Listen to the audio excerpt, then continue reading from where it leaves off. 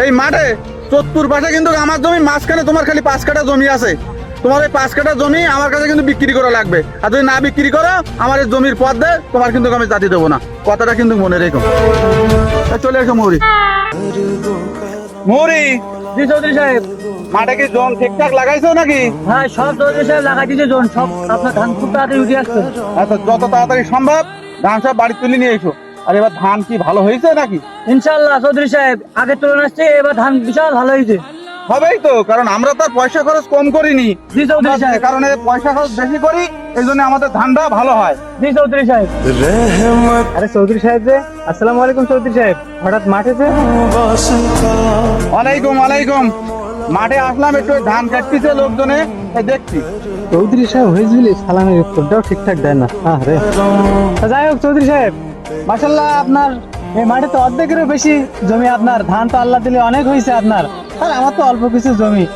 তাই এবার যে পরিমাণ ধান হয়েছে মাঠে, আপনি কি পরিমাণ ওষুধ দেবেন ঠিকঠাক করেছেন, নিয়ত করেছেন নাকি? ধানের ওষুধ দেবো মানে কি বলতে চাচ্ছ তুমি? ভালো করে বোঝাই বলো দিন আমার। চৌধুরী সাহেব আপনি উত্তেজিত হচ্ছেন কেন? আমি তো আপনাকে উত্তেজিত হওয়ার মতো কোনো কথা বলিনি। আমি বলেছি যে আপনার মাঠে এত জমি, এত জায়গা জমি, এত পরিমাণ ধান হয়, আর আপনি ওষুধ সম্পর্কে জানেন না? তাহলে তো আপনি ফসলের ওষুধ আদায় করেন না, এটা তো ঠিক না চৌধুরী সাহেব।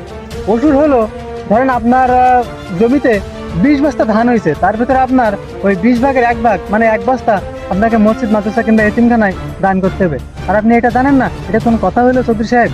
তার মানে তুমি বলতে চাচ্ছ যে 20 ভাগের 1 ভাগ মসজিদ কিংবা মাদ্রাসা এতিমখানায় দান করে দিবে? 20 ভাগের 1 ভাগ যদি আমি দান করে দিই, তো এই মাঠে যে আমার কতগুলো জমি, কতগুলো ধান, এতে কত বস্তা ধান বেরিয়ে যাবে, সে কথা একবার চিন্তা করে দেখে যাও। আমি নিয়মিত এই ধানের সার এন্ডি ভালো ট্রিটমেন্ট করি, আমি ভালো ফলন ফলাই। এর আবার ওষুধ কিসের? এর আবার ওষুধ কিসের? চৌধুরী সাহেব এটা আপনি কি কথা বললেন? ধানে আপনি খরচ করেছেন ঠিক আছে, কিন্তু ফসল দেওয়ার মালিক তো ওই আল্লাহ। আপনি মনে করেন 1000 টাকা খরচ করেছেন, কোনো সমস্যা না, কিন্তু আল্লাহ যদি আপনার ফলন ভালো না দিত, তাহলে আপনি কি করতেন বলেন? এই জন্যই তো আমাদের উচিত আল্লাহর নামে সাহায্য করা। আপনি এটা ঠিক করলেন না চৌধুরী সাহেব। টাকার গাদা খরচ করলাম আমি, টাকার গাদা খরচ করি, জোন খরচ করি এই ধান তুলে নিয়ে যাতে, যে আমি আবার ইডির আবার 20 ভাগের 1 ভাগ ওষুধ দিতে হবে, একে আমি পাগল টাগল হয়ে যাই। কত জ্ঞান দিতেছি না খোকা, আমি একটা ধান দান সাধ্যা করবো না। চৌধুরী সাহেব বলো। বেশি বোঝে, বেশি কথা বলে, এত বেশি কথা ভালো না। দেখতিস তো তাই, ও বেশি বুঝতিস দেখতিস। চৌধুরী সাহেব আমি আপনাকে কোনো জ্ঞান দিতে আসিনি, যেটা সত্য কথা বাস্তবতা সেটাই আমি আপনাকে বলছি। আপনি তো ভুল পথে আছেন। শোনো, অত বেশি বোঝা ভালো না। মাঠে যে তোমার সঙ্গে দেখা হয়েছে না, ভালো হয়েছে।